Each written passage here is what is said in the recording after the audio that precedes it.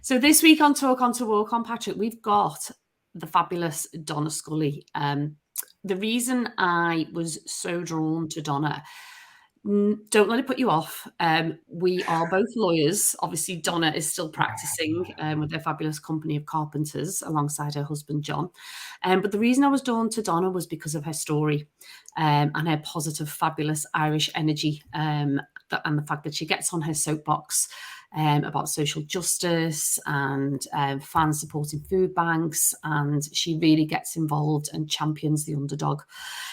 She's got a wonderful story. Like I said, she got into the law in a very unconventional way, a lot more popular these days, but back in our day, Donna became a lawyer through actually not even going to university.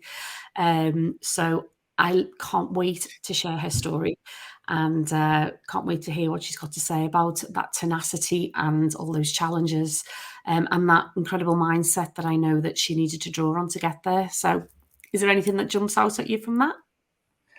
Well, I do know that she, for quite a bit of her career, she worked with her husband, didn't she? So I wouldn't mind talking to her about that, because obviously very relevant for the two of us. Yeah, actually, and the ins and outs and trials and tribulations and that sort of thing. 24 or 5 years, maybe longer. I think they've been working together. So there's a testament for when people say never work with your husband, wife, kids, dogs, cats, whatever. They're actually probably a great example of it being successful. Or maybe she'll tell us otherwise. Who knows? We'll see. We will see. So let's talk on to walk on with Donna, and let's see where it leads. So I'm going to officially welcome you now to Donna Scully to talk on to walk on. The reason I was so drawn, well, there's a few reasons actually. Obviously, the familiarity of both female lawyers qualifying around the same time when I did a little bit of digging. Also, that fabulous Irish energy that you have, and your vocalism on Twitter. I totally admire you for that, because I'm a bit of a wuss on there. But where I want to start is your story and how you got into the law in this very unconventional way. And I'm going to start by saying most people have a holiday romance and then it disappears. Yeah. You changed your life on the back of yours. Yeah. And I want to know what happened. I did. And it's funny when I tell the story, and only when I start to tell the story, you get a bit older and a bit more well known, and people want to know where you've come from. And I suppose I've become a bit more confident to say where I come from and what I've done. But yeah, that little bit lurks there, and I go, well, I went to Torremolinos when I was 19, and I met a Geordie, and a year later I emigrated to Newcastle. And I think, it's mad, isn't it? And I was thinking about you today, and I was thinking that the people who help you to get where you are. And, I worked with a girl, and I'm still friends, still in touch with her, but I worked with a girl from Cork in Dublin, and I was a legal secretary in Fitzwilliam Square. And I said to her, she knew I was having this romance. He came over a couple of times, I went over there, and then he asked me to move over, and I said to Liz, and she's quite sensible, she was a bit older than me, and I said to her, he asked me, she went, go on, why don't you? And I went, really? She went, oh, and I think someone like that, and I didn't know where it was, I didn't know where Newcastle was, so she took me to the library, because it's before the internet, and she showed me on the map where Newcastle was, and I said, Jesus, it's nearly in Scotland, it's going to be freezing. But I literally got a return ticket on Dan Air for a month, and that was kind of like, you're right, I was going for a month. And, we wouldn't work out. And obviously, over 30 years later, I'm still here in England. So, yeah. The romance didn't work out in the end, but we were together for a long time. So you were already a legal secretary in Ireland. Yeah. I know you left school at 16. So how did that come about? Tell me a little bit about your upbringing and school. Yeah. So I left school at 16. I'm from Dublin inner city. So my dad died when I was 7, and we moved in with my granny and granddad, and they kind of took care of us with my mum, who suffers from mental illness. She's always been sick. So, they kind of became my stability, my brother and I. And I went to a local school, Catholic convent school, early on, and then another one which was a bit bigger and a bit more scary. And you know what, the nuns, I mean, I kind of along the line kind of was told I had some intelligence, and I met a teacher once. We had a lay teacher, and she was great, Mrs. Whelan, and she kind of saw something in me and made my granny buy some encyclopedias, because that was going to make me, I don't know what I was going to do with them, but anyway, I did read them. But so the nuns didn't really instill ambition in you, you know. I mean, the only science I did at school was domestic science, which was cooking, sewing, knitting, you know, and I can't do any of those things. So they clearly failed on every level, because I'm terrible at all of those things. But, you know, there was no ambition. And also I come from, a very basic background. So your family are kind of dying for you to go to work and to hand up some money and make life easier. So I, 16, and I thought I knew everything at 16, you know, as you do, and you've no guidance really. So I left school, I finished kind of GCSE equivalent, but my granny made me do a secretarial course for a year, and our school did it. You know, that carriage return, and you're all sitting there with your manual typewriters. That was me. So the Pitman or something, wasn't it? I think Pitman shorthand. I think I learned that. I didn't learn it because I don't know it. I learned bookkeeping that I don't know. I don't seem to have taken much in at all at school. But you know, and then I just went and I happened to get an office junior job in a legal company, a law firm in Dublin. Yeah. And then a secretary job came up in Fitzwilliam Square when I was about 18. And I just went for it. And I just got a guy who interviewed me who just kind of liked me. Maybe not for the right reasons or whatever, but anyway, gave me the job and gave me the chance. So I kind of got a job above my ability or my qualification, but it was kind of a stepping stone then. I was a legal secretary, so I earned better money. And to be honest, where I come from, that's a fantastic job. That's kind of like you've made it. But, you know, obviously then I emigrated and I became a legal secretary in England as well. So that was, you know, it is those things, isn't it? I always talk about luck, and people go, well, it is hard work. And I go, but it's a bit of luck as well. You know, if I hadn't got an office junior job in a law firm, would I have become a lawyer? But if you hadn't have gone for it either, Yeah, I mean, some kids might not have gone, oh, law, I'm not going there, you know. And so that's why I'm sort of slightly intrigued about that. There's clearly, obviously, you've got the issue, your dad passing away then. We won't delve into that, but that's really an impact. Your mum having her mental health issues is an impact. You're brought up by your grandparents. All these things, I'm guessing, built your resilience, I'm guessing, and a bit of tenacity in there and feistiness. Am I right? Yeah, I think so, because I you know, when I look at it and I do a bit of mentoring and I do some volunteering, and I see people with fractured backgrounds, and I talk about, you know, that fractured childhood where you haven't got stability or you haven't got that kind of nurture that you need. And I mean, I did have, but it was still a bit fractured. It was still a bit different, because being brought up by a granny and granddad is not normal. So when I went to parents' evening, my granny was a lot older, and you know, so but I kind of, you know, you just kind of get on with it. And I think I was lucky because there was nurture and there was some structure there. But yeah, I think it kind of, I suppose I did spoke on resilience a couple of years ago at a women's conference, and you know, we know what resilience is, and we kind of understand, we think we understand it. But then I started to look at some TED Talks and, you know, research it, because I'm a real, I like to prepare if I'm doing something. So, and I looked at it and I went, God, because I was like, are you born with resilience or can you learn it? And I think there's a bit of both. I think you can learn it, and you can kind of, you know, help yourself to get it and to work at it. But I do think I'm probably, a little bit resilient naturally. And you know, the other thing I think as well is I have a very wicked sense of humor. And honestly, I think that gets you through a lot of crap, you know, really, you know, because I look at it and go, it's that bad, you have to laugh.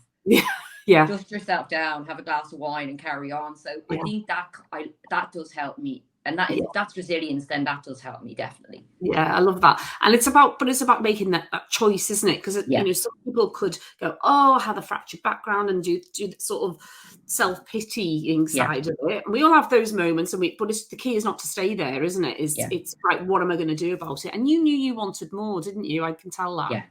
Yeah. And when your friend says, off you go on, just do it, you were like, oh, okay, you know. Yeah. I mean, I do look back and think, what was I thinking? But the thing is, I wasn't thinking. And one of the things I've realized over the years, and a lot of my friends say this to me, you know, I never look back. I'm very much a forward thinker. So like, I moved from Newcastle to London, and then London to Merseyside. And each time, I remember when I left London and my London friends came up to visit me, and you can imagine London friends. I was living in Wallasey in a pebble dashed house, and they came to see it, and they were like, it was like, you know, wow, look at this, you know, because I was living in Ladbroke Grove in London, and it was like quite trendy, and they were like, whoa, this is different, whoa, you know, and I was like, yeah, you know, but it was obviously bigger. I was in a flat in London, and they said to me, you know, you're going to make this work, though. You're going to make this work. And I was like, how do you know? I've only been here a few weeks. They went, no, that's what you do. You're going to make this work. You're not going to come back to London. Because I always say to myself, if I don't like it, I'm going back. So when I left Dublin, I went, I'm going back if I don't like Newcastle. I'm going back. So I always give myself the out. But I haven't taken the out yet. I love it. No, because I think I do work quite hard at settling in and making it work and trying to see. And each time it's been an opportunity for me to do more, to learn more, to be more. So I've taken that, you know, it's a bit scary, but in another way it's exciting. So yeah, I think I do like that kind of push, I suppose. Yeah, I love that. And there's so many directions I could take you in, but let's bring you back to Newcastle and that moment where you then go, actually, I want more than being legal secretary. I want that. Yeah. Do you remember that moment? Do you remember feeling that way? Yeah, I do, because I worked for a guy there. I was Lewis, and I was his legal secretary, his PA. I did everything for him. I booked his holidays. I put his dry cleaning in. I bought his hair dye. You know, I did everything for him. I looked after him, and I obviously did his work as well and looked after his clients. Oh yeah, I hope he's not going to hear this about the hair dye. But anyway, he didn't like it anyway. I was trying to force him to do the hair dye. He didn't like it, so he didn't do it. But I, you know, and then you're being told what to do all the time, and I was like, I'm bored. You know, I want to be seeing my own clients. I want to be learning more.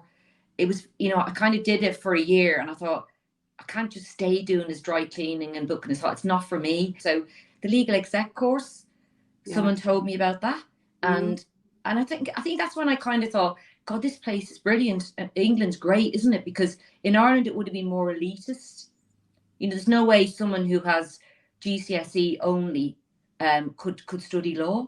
And I was like, wow, I could be a lawyer. You know, I did look and think it was going to take ages, but I still thought I could, though. So I'm going to give it a go. And again, I do that thing where I did the first year and thought, if I hate it, I'm not doing the second year.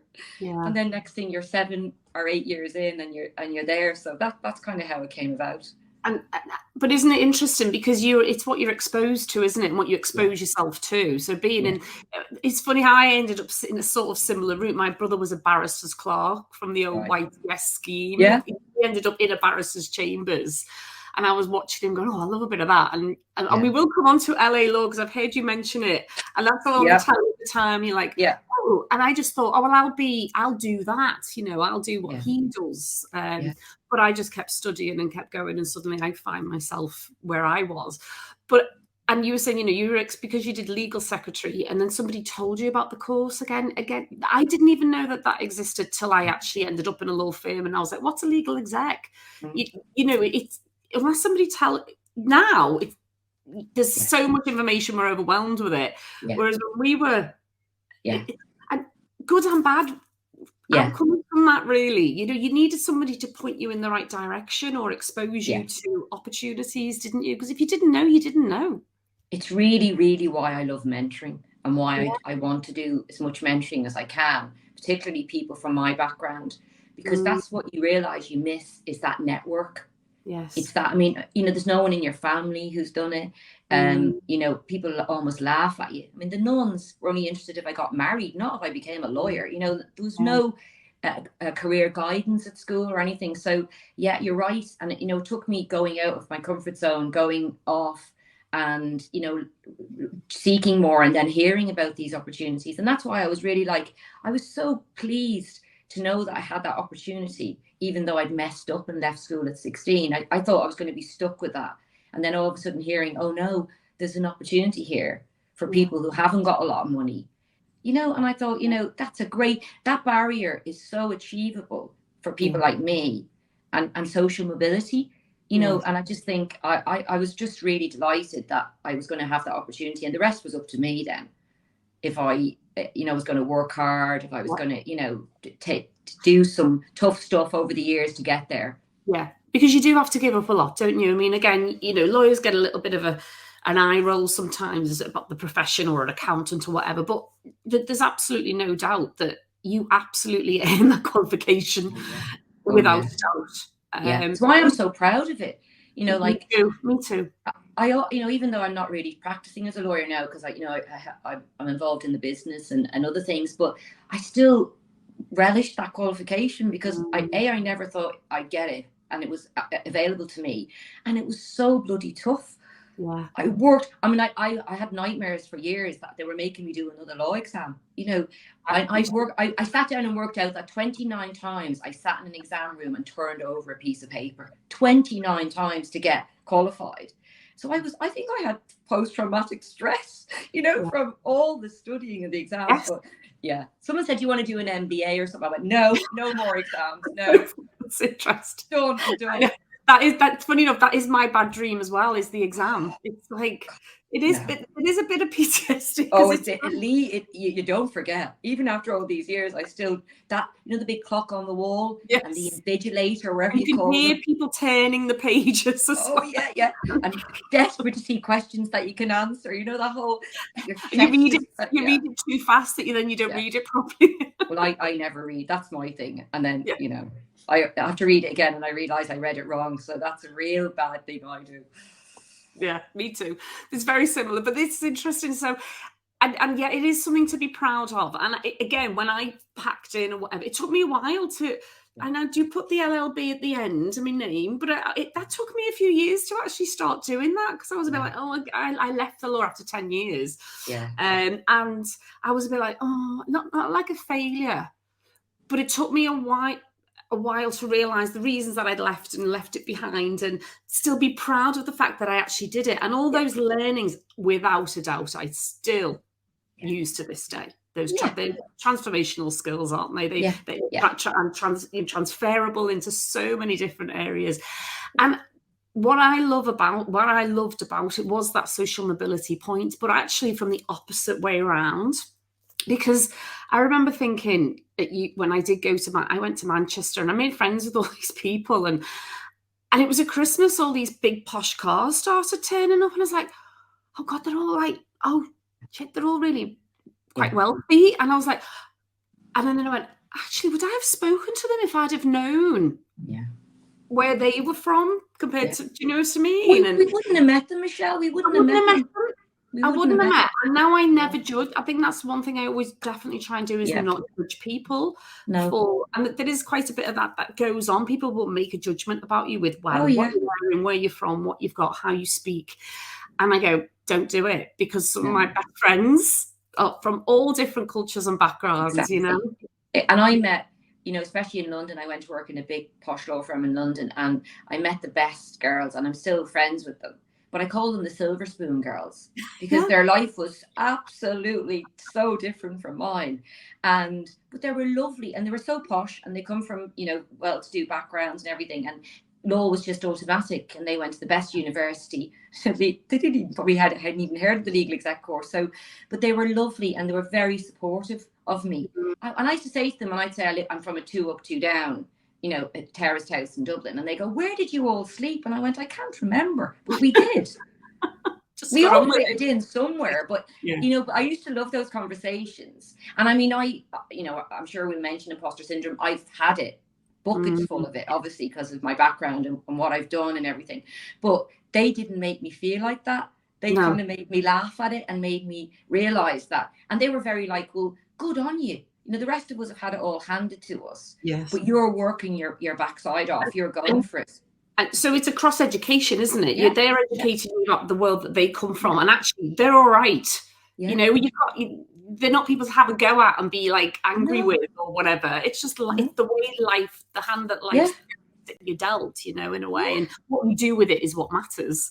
Again, I keep coming back to the word tenacity, because for some reason I just keep that's what I see and hear when I look at you and hear you speak, and there'll be a real admiration for that, you know. And I think they're genuinely happy that I've done well, and that, you know, because I think I'm the only one probably who's running my own business, and they're like, well, you know, you deserve it. And we were there, and they saw me. You know, they were there when they were going into town, and I was going to the library. And they were there on a Friday night when I couldn't get drunk because I couldn't have a hangover, because I couldn't study on Saturday if I had a hangover. They were there when Mammy wasn't well and was ringing me 20 times a day because she was wanting me to come home, and, you know, things like that. And they were there. They were there for all of that. And they kind of go, you know, despite all that, you're here and you've done it and you've achieved it, you know, and they're delighted for me. And I think, you know, that kind of support is amazing. And those kind of people get you where you are. I mean, they carry you through those times, the tough times, to get you to the other side. But, you know, there's never a hint of jealousy or anything like that. It's just, though, you know, that's brilliant, and you know, well done. And another incredible decision from you, very brave one. Again, I didn't take, because that moved to London. But that, again, huge step, Donna, to go from Dublin, Newcastle to London. What brought that about? Well, the boyfriend, you know, the Torremolinos boy, Dean, he left a job in a factory and he became a photographer's assistant. So he was quite an ambitious person as well. So we kind of grew up together. So, you know, I was ambitious, he was ambitious. After 4.5 years there, I got a bit claustrophobic. I knew everybody, because I'm Irish, you know, you stand out, and everybody knew me. And I kind of thought, again, I wanted more. And I just thought, you know, it'd be good for him, it'd be good for me. And it's like, I was always like, London's quite exciting, isn't it? And I just thought, and again, you see, I was going back to Newcastle if I didn't like it. So it was dead easy, you know. I had the out. So off me and him went, and we went on the National Express bus. We were so poor, and we got down to London, and a friend of mine put us on their floor in the attic for a few weeks while we found like a flat share. And yeah, it was just, I had him as well. I wasn't on my own, and I think that helps as well. But another adventure, and I'm not being funny. Not only did you go there, you end up at Mishcon de Raya. I was like, what? But you know what happened there is, I went back to being a secretary. Okay. And luckily there was a woman there in the personal injury department. I was working for her, and she kind of realised that I'd done 2 years legal exec. She was from a very working class background. So she said, this is not good enough. You've just studied for 2 years. We're loaded with work. You can be a trainee legal exec here. So she lobbied for me to be promoted to a trainee legal exec. So I got my foot in the door. Luckily, and here's another woman, another great, I'm not saying they're all women who are great, but another woman comes along and says, that's not good enough. You know, you're working to try and do more. She could tell that I was able to do a bit more than typing. So, and that's, I always remember when I was at Waitman's, and I remember them interviewing for trainees. I mean, I've got my own story on itself, because I literally photocopied and stamped a massive discovery case, you know, all the literally for 2 years, stamping, photocopying, stamping, and knocking on the door going, training card, hello. I remember this walk down the fifth. You had to go, I was in the basement, you had to go up to the 5th floor, walk along. Hello, just any training contracts? Heart in your mouth, all that. You know? But I remember when I got through it all, and then you'd sit with a partner, and you'd hear about them interviewing for trainees. And they said, you know, the key, and coming back to exactly what you just said, all the academic qualifications, but you have to be able to talk to people. Yeah. You have to be able to communicate. You have to be able to pick up the phone. Yeah. And again, it's very interesting. And I still think that potentially is a bit of a problem in terms of, probably for different reasons in this day and age, given social media and heads down and whatever. Whereas, you know, in our day, we were probably a little bit more vocal and a little bit more feisty, and given our backgrounds and relatable too, in a way. Yeah. And not afraid to ask, you know, like, you know, and I do think, and because I'd had that exposure, because I worked in a small legal aid firm, so I got a lot of experience in those 2 years. You know, probably way above what I should have been doing. But you know, it's a baptism of fire. But I came to London with quite a lot of client contact experience under my belt. But I think you're right. And I think that's where the legal exec course is good, because you get quite practical experience as well as studying, because you're working during the day and then you're going to school at night, or you might get day release if you're lucky. So you're kind of working and learning on the job, whereas you come out of university and you've probably never interviewed a client, or, you know, other than pretending to. So I do think there's a lot of that practical experience is really good. Yeah. But at the time, like, you come back to imposter syndrome, you don't realise how important that is. No. And then you have those moments, and again, I can totally relate, like you going forward, head down, next step, what's next, and then suddenly you get something, you go, oh yeah, how did I get here? And do I belong here? And again, my moment was a little bit when I got my training contract, and I saw everybody else's sort of CV in the newsletter, and it was can speak X languages, plays the flute, plays the clarinet, loves, travel, theatre, all this kind of, and mine was socializing and aerobics. James Fonda, probably. Yeah, I know. But the thing is, when you're studying all the time and you're like, you didn't do anything. You have no hobbies. No, I know. You didn't learn any instruments, or I'm like, that's what people say about hobbies. I'm like, what are they? No, exactly. I'm just applauding you for that, because I still struggle with that a little bit. Yeah, me too. I say now, like, I probably would still say socializing if I had to, and Pilates. That's the list. I don't garden. I don't do anything really. I mean, I volunteer. Maybe I could put that now. But I've never been a good hobby girl. I've never been a good CV, outside interest girl. Because again, we thought we had to be perfect, didn't we? And because we had that little bit of imposter syndrome, it's a terrible term, but it was almost like we have to work harder to get there. We have to do the extra to get there. We can't just pass. We want to smash it. We want to prove ourselves.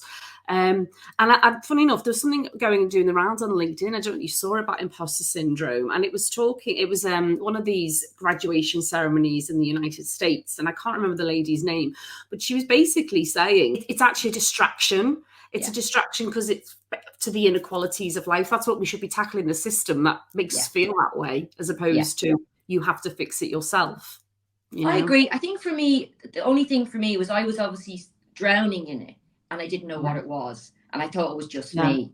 So the only thing I like about it being categorized and hearing a name for it was that it wasn't only me. Yes. And that it was other people, and also, like you say, those people with the great CVs, even they had it, because I thought it was just me because of my background, because I hadn't got a degree, because I didn't go to university. So I had all these reasons why I was so insecure, and thought someone was going to find out that I wasn't good enough to be where I am and all that. So I quite liked the idea that there was a name for it. But I agree with you. I did see that, on LinkedIn, because, I'm always on there. But what I did think was, I get what she's saying. Yeah. But I also think, in some ways, by talking about it, if someone had talked about it, or I'd heard about it when I was young, I wouldn't have felt so isolated. Yeah, it's a relatively new term, isn't it? Yeah, it wasn't around. It was more like something that you felt like you needed to hide and couldn't talk about. Yeah.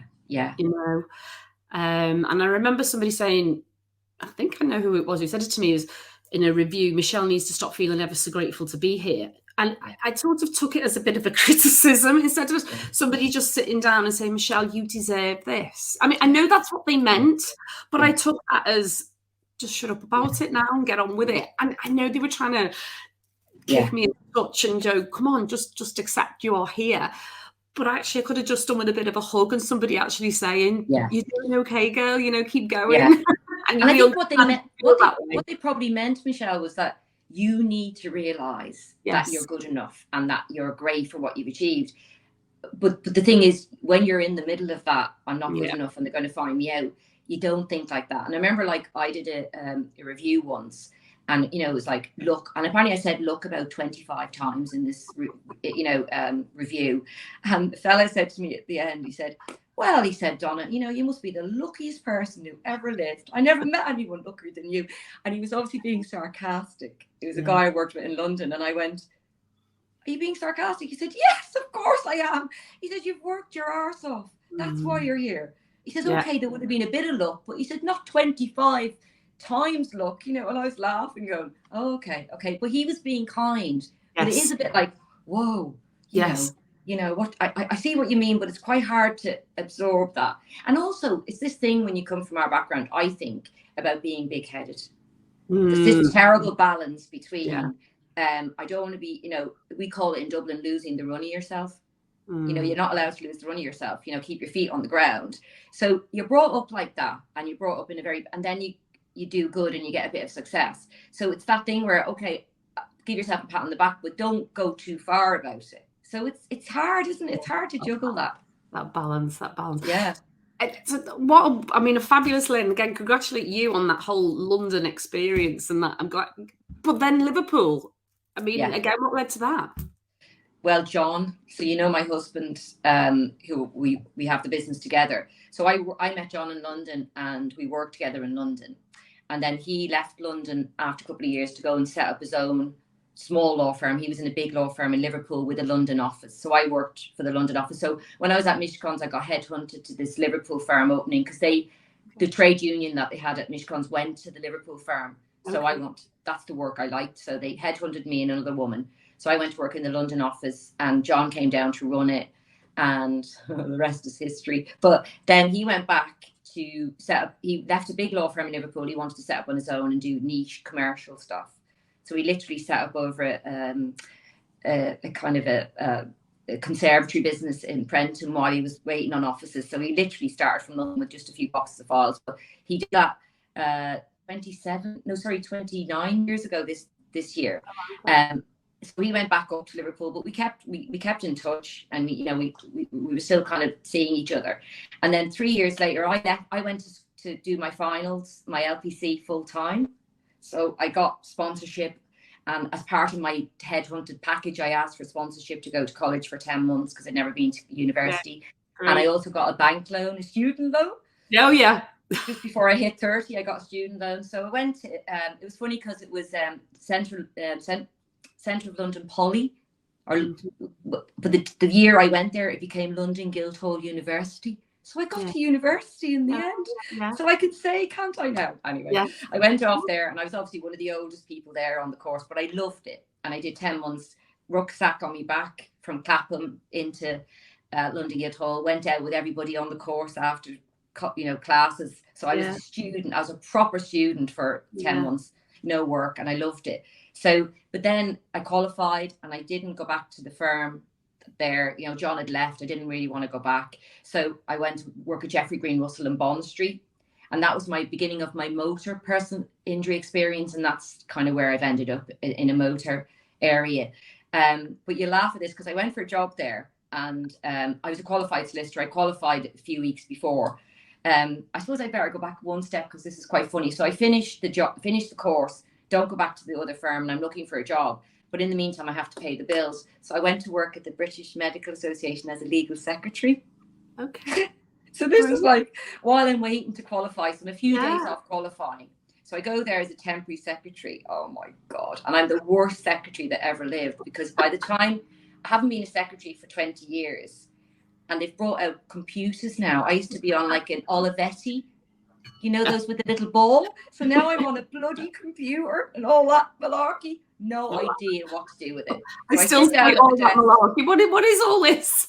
All this technology. So, and you know, like, I didn't know how to print anything. I didn't know how to anyway, I was awful. But I was quite good with clients on the phone. And the guy I was working for was kind of, you know, he needed me to really kind of get the clients off his back. So I was there about 3 or 4 weeks. I didn't tell them, obviously, that I was a solicitor, or that I was about to be a solicitor. I just didn't say anything. I'm a temp. And then when I was leaving, he offered me a job as his secretary permanently. You know, Roger, I remember, he was a lovely guy. And I said to him, you know, no thanks, Roger, I don't want to be a secretary. I said, the whole last 10 years is about me not being a secretary. Yeah. So I said, I'm going to be a solicitor, and I've got a job in Bond Street. And he was laughing, and he had a little leaving party for me in the library. So all these women who didn't know, who'd been bossing me around for weeks, you know, was the the junior secretary, you know. But she's actually a solicitor, and I was like laughing. But it was a really good fun. But I went to this other firm for 3 years, and kind of worked my way up. When I went in, they didn't give me a secretary because I could type. So everyone else had a secretary except me. So I had to do my own typing and be a solicitor. Anyway, but quite a few senior people left in that department. So I kind of got elevated quite quickly to a higher level. And within 3 years, I got offered a partnership. And it was a really big pay rise. You know, like I did go and get drunk with my flatmate and was like, oh my God, what I do with all this money? I've been poor all my life, you know. So, but then I kind of looked at it and I went, I didn't like the ethos of the firm. It didn't really suit me. And then John said, well, why don't you move up here? Why don't you join me and set up like a personal injury department here? You know, in this little, I think we had 2 rooms and about 6 people. And I was like, really? And then I thought, oh, I don't know. I don't think so. But then he convinced me to have a try. And he said, better to try it. And then if you don't like it, you can do it. If you go to the job, you'll never leave it. Yeah. So anyway, another good person in my life who saw potential and thought I could do it. Why didn't you? Yeah. Absolutely. So he got me to do it. And then that's 26 years ago this year. And now we're, you know, bigger and whatever. And now we're niche motor. So it worked out. And how many staff do you have? I think over 1,200 now. Yeah, quite a lot, you know. And the awards, I know you're going to be modest about it. I mean, there's a plethora of awards that you've had, not only nationally but globally, and your contributions into your industry are off the scale from what I can see. You've definitely grabbed the bull by the horns and not just sat behind your desk, have you? No, I think I'm a campaigner by nature. I think you know, I'm obviously not shy, and I'm not shy about my opinion. I think when you work in an industry like mine, you know, there's a lot of in insurance and legal, there's a lot of stuff goes on. There's a lot of reform that goes on, you know, from government, from people who don't understand the industry. So I think from early on, I've wanted to kind of engage in that, have my say, and I have. And I think probably I like a soapbox. And I think that's in you. I think that's in me. I mean, you know, people say my dad was like that. You know, he was quite outgoing and quite, you know, opinionated and whatever. So I suspect that's where it's come from a bit, that kind of DNA. His mum was like that. So I think that's the Scully DNA. And it kind of, look, people kind of say to me, you know, look what you've done and the awards that I've had and you know, whatever, the acknowledgement. But I've been doing it for 30 years and 26 years at Carpenters. So I would say to women and young women and anybody, you know, you have to work at it and you have to be consistent and you have to keep fighting away, you know. And eventually there's been loads of times over the years people haven't agreed with me, haven't supported me, didn't want to hear from me, you know, and you're a fly in the ointment. But I think just eventually if you keep going, if you really believe in it, then, you know, it can work out. And it is a surprise. It's lovely, obviously. And nobody hates awards, but it's lovely in that way because it's an acknowledgement, isn't it, from your peers, from people around you, that even though you've been given out for a long time, they kind of understand why and they kind of get it now. And maybe it was for the best, but it's that thing, you know, about losing the run of yourself. You've got to be careful. You like it. You know, it's like, whoa, don't talk about it too much.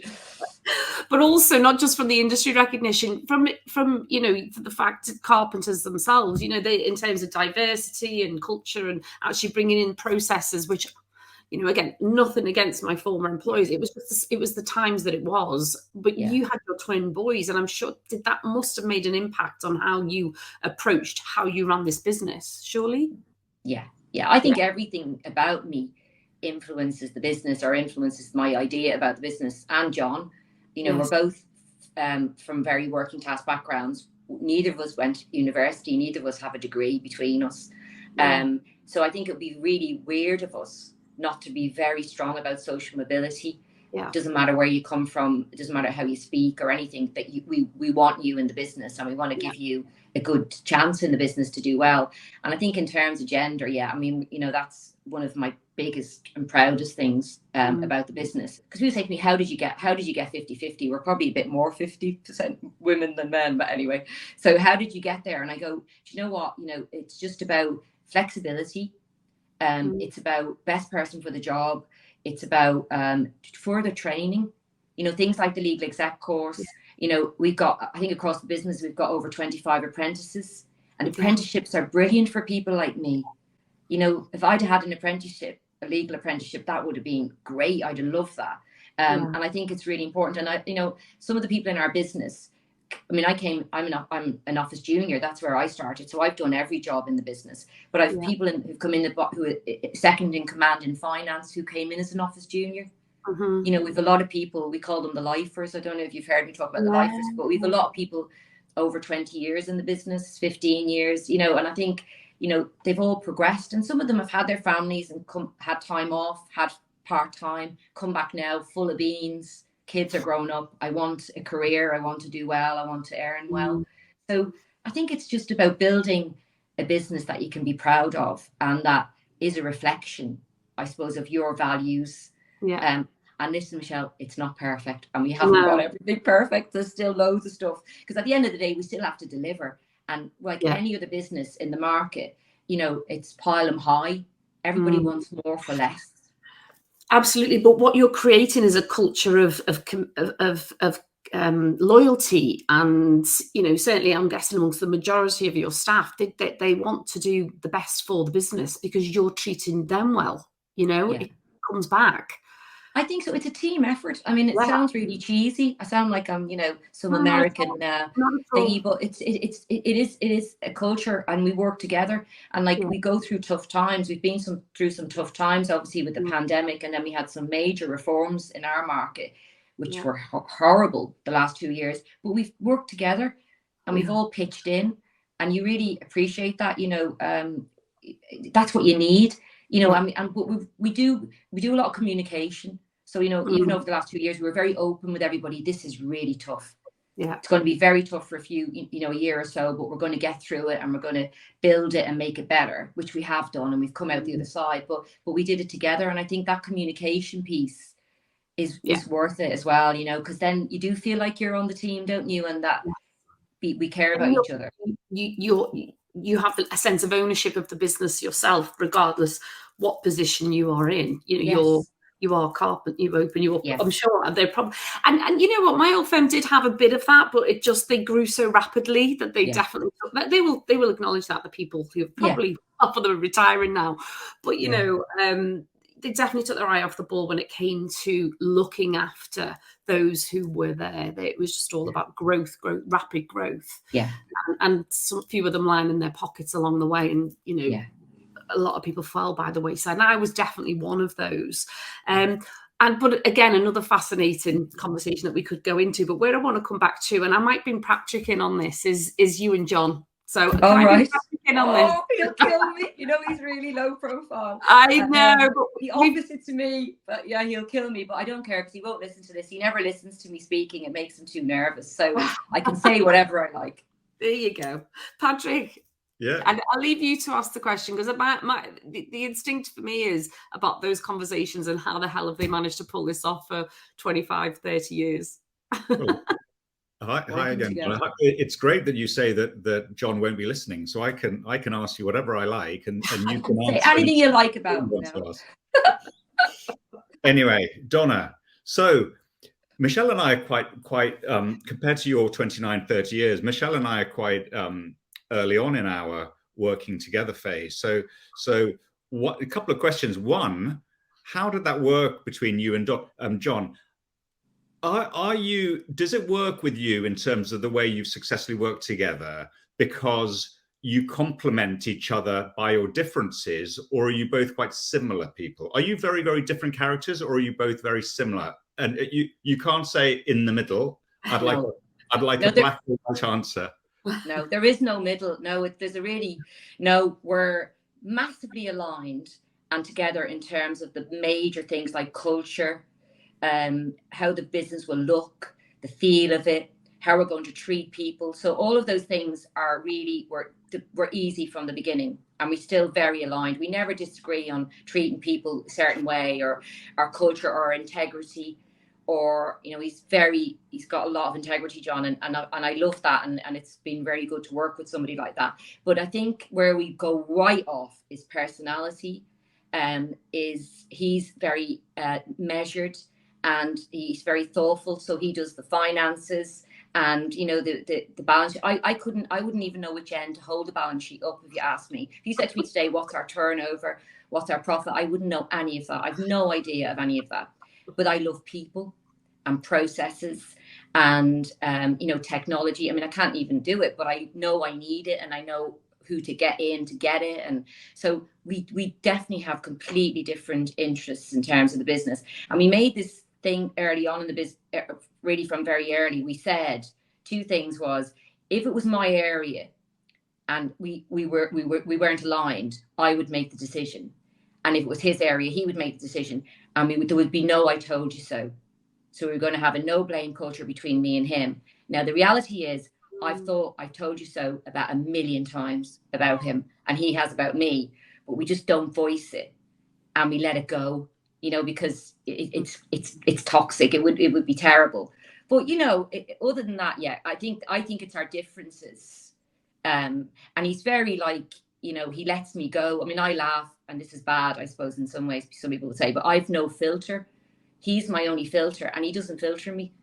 You know, he'd say to me, "Don't be a nasty person," or "Don't be rude," or "Don't have bad manners," or "Don't go on social media and be, you know, fighting with everybody like an idiot." But in terms of having an opinion in that, he's fine. And he knows I do, even though he doesn't listen to me. You know, he knows, because people say when we meet, "Oh, I follow you on Twitter. Oh my God," you know, and he puts his eyes up to heaven because he's heard it so many times. So he knows. Yeah. I love it. Go on, Patrick. I love that because it does sound very, very similar to Michelle and I. So we've got, like I say, we're very early on in our working together, and it looks like at least we've got one ingredient right there in terms of our differences there. Yeah. I think, sorry, another one is respect. I would say that's the massive thing that we have for each other. You know, I think he's absolutely brilliant, and he seems to think I'm not bad. So, but there is that massive respect, and I think we both know that if we make a decision, we make it in good faith. So it's our best shot, and we mean well. So but I do think that respect thing, we obviously love each other, that goes without saying, but I think that respect thing is when you work together as well, is very important, because there's so many flashpoints and so many difficulties along the way. And you know, and I think as well, what seems to work as well, I don't know if you have this, when I have a wobble, he seems to be all right. When he has a wobble, I seem to be all right. So I don't know whether we know we can't wobble at the same time, but we take turns to wobble, and that seems to work. And obviously you have a great connection and communicate with each other. So coming back to the whole conversation and being open and honest and saying how you're feeling. I mean, again, there's a hint of, sometimes you want to go and say, "I told you so," but you choose to hold that back. And that's actually quite interesting, that you go, "I've just got to learn to let go." Because often we say how you're feeling, but sometimes there's a time not to say it as well, isn't there? I agree. And I think that respect stops you saying it, because there's no point. And the thing is, John and I are both very driven and very competitive. So I already know I've messed up, and he already knows. So you don't need someone to tell you, because you're already beating yourself up anyway. So and I think those kind of rules early on help. You know, we do laugh about it because we do think it, even if we don't say it. But I think those kind of boundaries, you know, and a lot of people say to me, my friends think it's crazy. I mean, you must get it. You work together. I mean, but you know, it just has worked really well, and you know, you kind of make it work. And then in other ways, you get to spend a lot of time together in a positive way, because otherwise you would be apart quite a lot, especially you know, a few years ago, because I was traveling a lot and I was doing more speaking and all that kind of stuff, so we wouldn't have seen each other as much, which would have been hard. So anyway, but Donna, when you describe John as being quite measured, I think I'm right, and I think I read somewhere about you in terms of you can switch off. You've managed to, and so I use the word compartmentalize, but then the more I Google compartmentalize, there's a lot of sort of psychology attached to it, which isn't always good in terms of an ability to compartmentalize. But that's something that I find as a coping strategy I use quite a lot. If there are certain things that I just need to switch off from, so I can be dealing with something else that's more pressing or urgent at the time. So that was. I can do that. Yeah, John can't do that. He is compulsive thinker, worrier, intense. You know, he finds that very hard. I mean, he can have fun, but he's much more it's much easier for me to do that. And you know, before we had the boys, we worked 7 days a week, you know, building up the business. And then when I had the boys, and I said, just so you know, I won't be working on a Saturday and Sunday anymore. I said, come from Friday night, I'm going to pick them up on a Friday lunchtime, and that's me till Monday.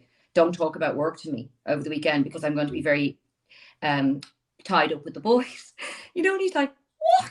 You know, because he's this person. But, you know, and I used to laugh on a Monday morning on the way into work. All this stuff would come out of his mouth that he'd obviously bottled up for 2.5 days. But I just felt like, for me, I mean, one, to be a good mammy, and two, you know, to survive that kind of pressure, I need it. I put it down to being Irish. I don't know if it is that reason, but, you know, we're kind of party animals by nature. So I kind of go, you know, I've done my 4.5 days work, and sometimes it was overnights and everything, and it was a lot of hours. And now, you know, I don't want to. I mean, I've said this before, and it sounds quite derogatory, but it was funny, and he meant it in a funny way, because he doesn't really think like that. But he used to say to me on a Friday lunchtime, I'd pull out the drawer, put my brain in the drawer, shut the drawer, go off and get the boys, and then just go mad for the weekend, you know, rugby, football, drinking, and then come back in on Monday, like take the drawer out, brains back in. But I think the other thing is, I'm quite good at time management. So if I'm working, if I do 2 hours, it's solid 2 hours. And, you know, if I know I only have 4.5 days, I'll get loads into that time so that I can have the time off. So yeah, I do think I'm good. And it helps as well, because I suppose I help him a bit, because that intensity is tough. It's very wearing, isn't it? And it can wear you down. But yeah, I have that thing where I can switch off. I mean, I suppose I don't switch off 100%. And if I wake at 3 a.m, like everybody else, things will go through my head, but I'll just kind of bat them away. You know, and I think as well that work is great, and it's given me a great life, and hopefully it's created a good business. But, you know, your quality of life is important as well, isn't it? I mean, the boys are 22 now. So if I hadn't had those 2.5 days, you know, I'd be kind of probably regretting it now.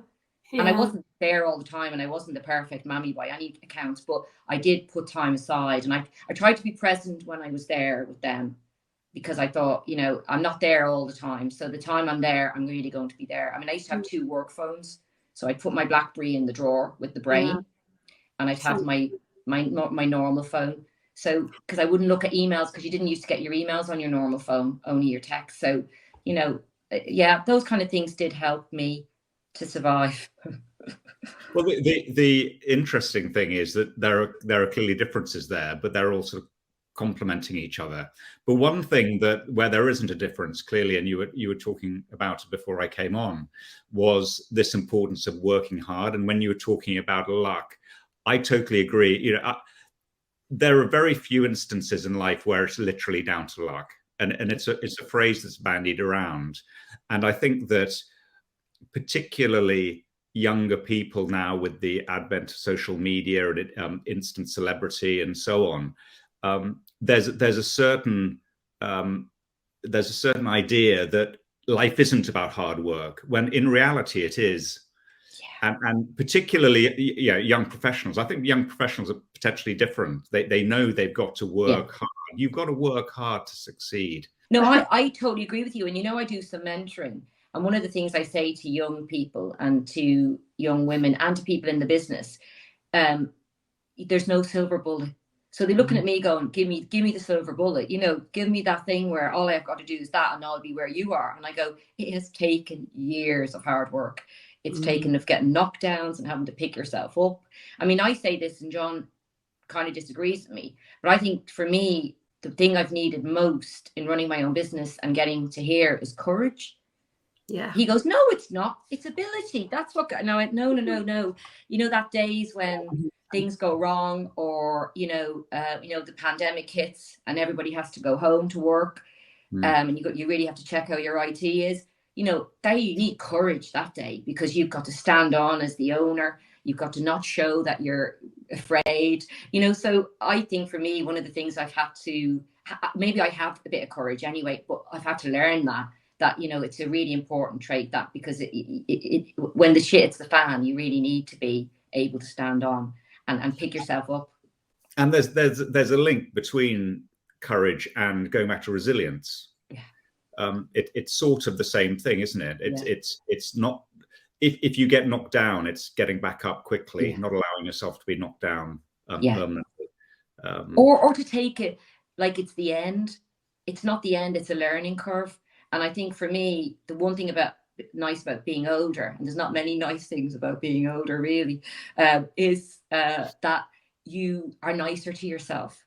Because, you know, if I did something wrong in my 20s, jeepers believers, it would be the end of the world. You know, like, oh my God, nothing worse could have happened to anybody. You know, whereas now, you know, and I have got this saying, I do say, wait, nobody died. Yeah. If there's no body that you have to bury, it really isn't that bad. So, and I've really tried to instill that in the boys, you know, because I didn't have that. I did worry. And I do think if you come from a very basic background where, you know, money's been tight, where you've always had to work to pay the bills, and you've probably always been in debt a bit and stuff, it's that worry. If I mess up, then I might not have my job. I might not have the money to pay the bills. And that worry, you know, is debilitating. So I think now I try, and I do mess up, and I still mess up, and I still go, but now I'll just go, you know what? Have a glass of wine. Yeah. You know, I'll speak to John. He's really good. If I say to John, this happened, it's terrible, he'll go, how is that terrible? And I think someone having your back like that and kind of stops you being ridiculous, that kind of helps as well, doesn't it, though? But yeah, just being a bit nicer to yourself. Well, coming on to that, you talk about midlife. We're sort of one of our angles to the podcast, and the expanding of the brand is actually about midlife and that midlife mindset. Yes. What you've just said about being kinder to yourself, but what is it that you think we need to be doing as midlifers to keep that energy and passion alive and purpose in a way? I think, I mean, for me, middle age, apart from you look terrible and you look worse, you actually are, it's more liberating. I think it's kind of been liberating in the sense that I think I've thought to myself, do you know what, Donna, this is you.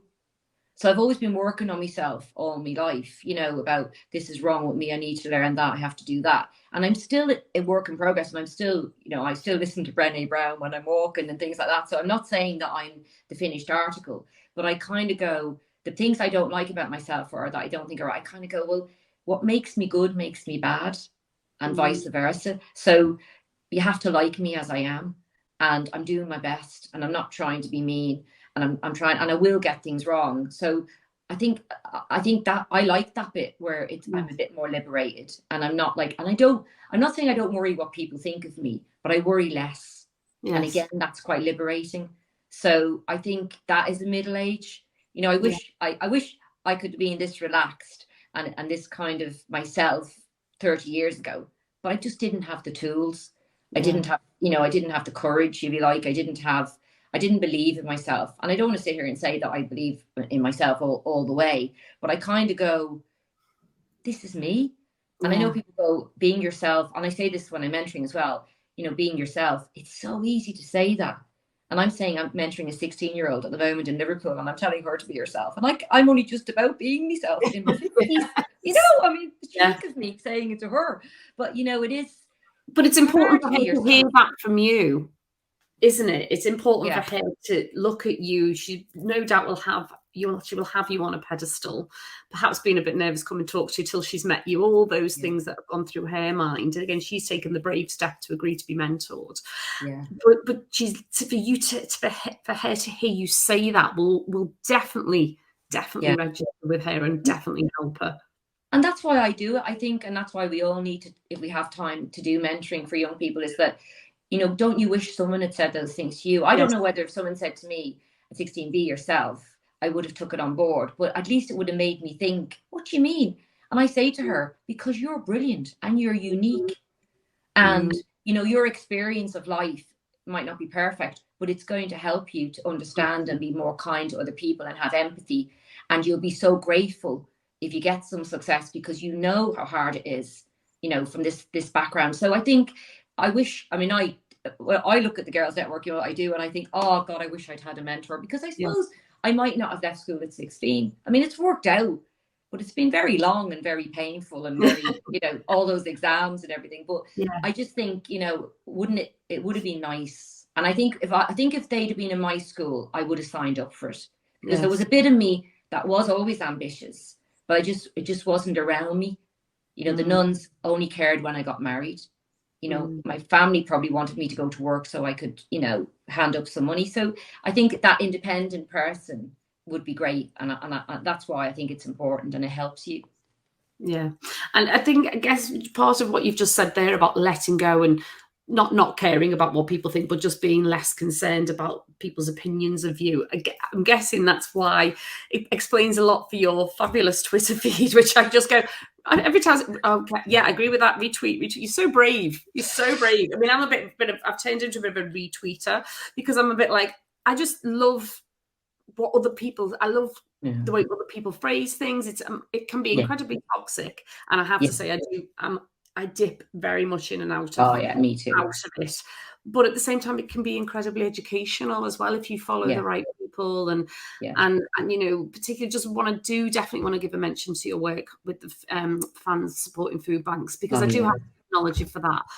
And you know, to use your platform to share that message is full credit to you, Donna, and not only to use the platform, but actually then take action as well. So hugely important to get that message out there, that about the vulnerabilities, cost of living, the true impact that, you know, this government is having. We won't get overly political. No, that'll take another 2 hours.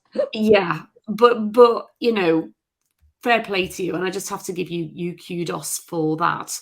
You know, as we know, the ultimate aim is to close these food banks down, you know, to not need them, you know. It's a sticking plaster, as they say, on a systemic problem.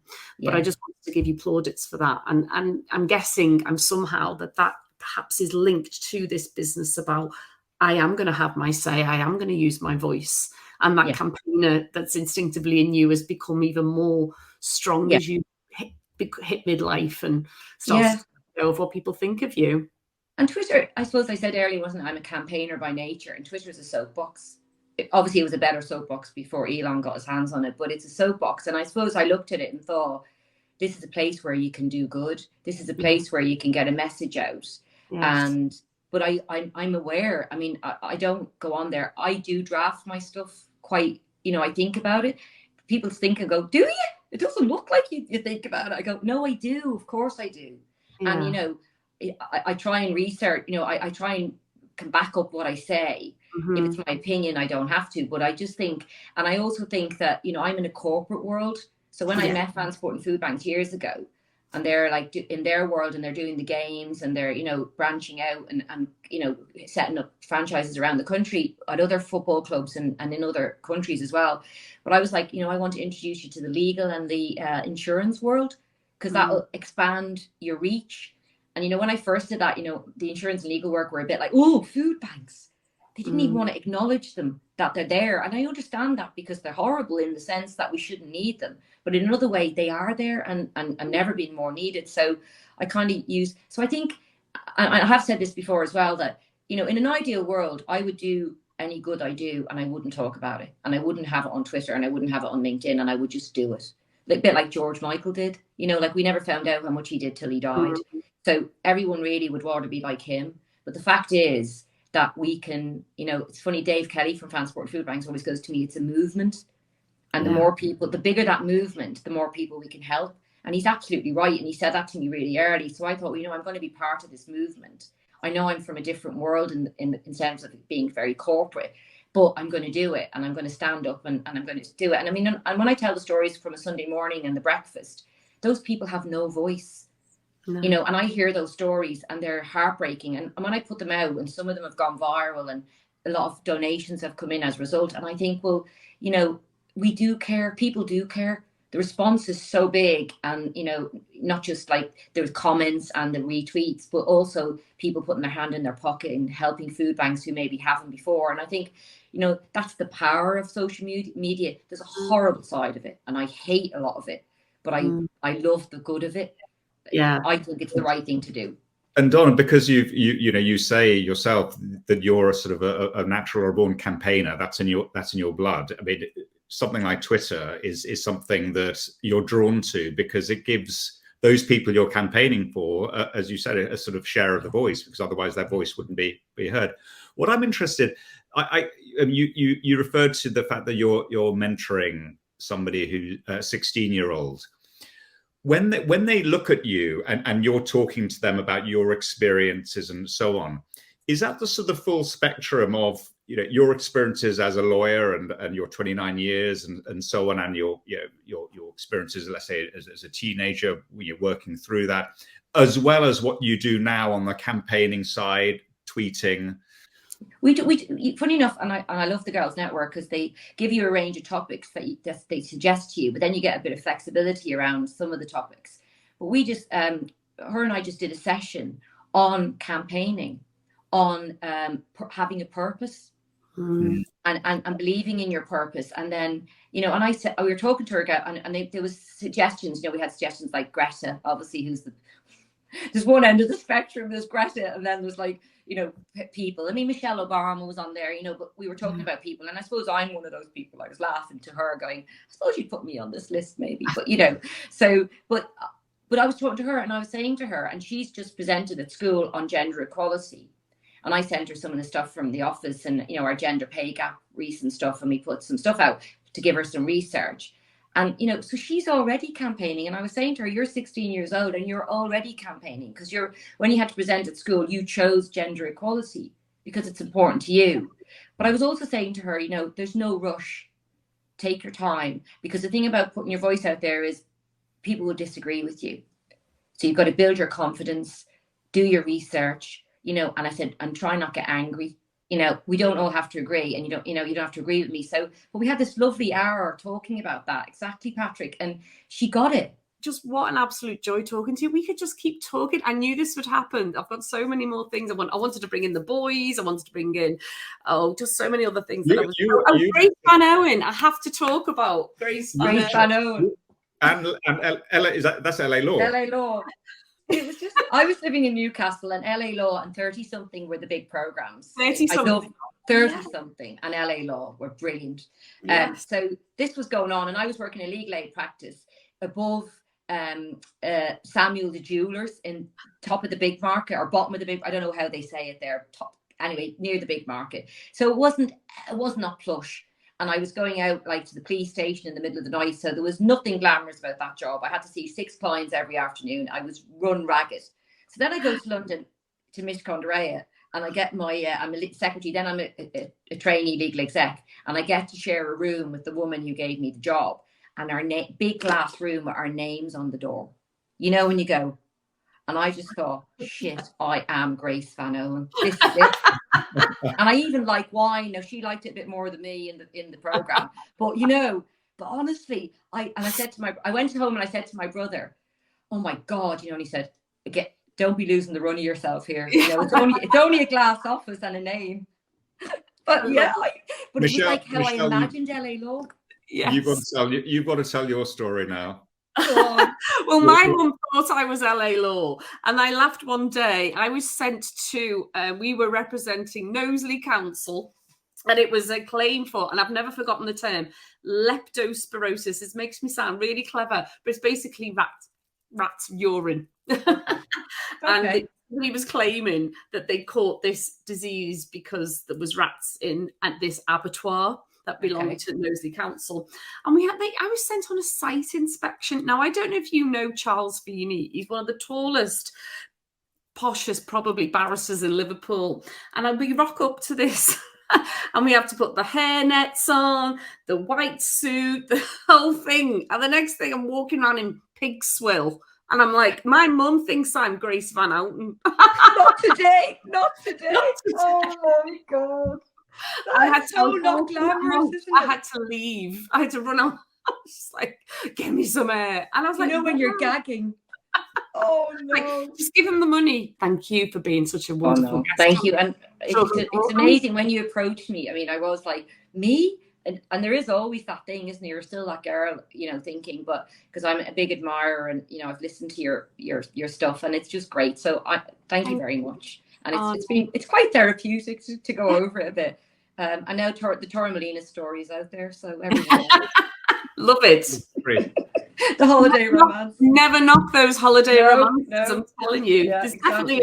definitely a book in there. There is. Yeah, I'm not writing it, so someone else will have to do it.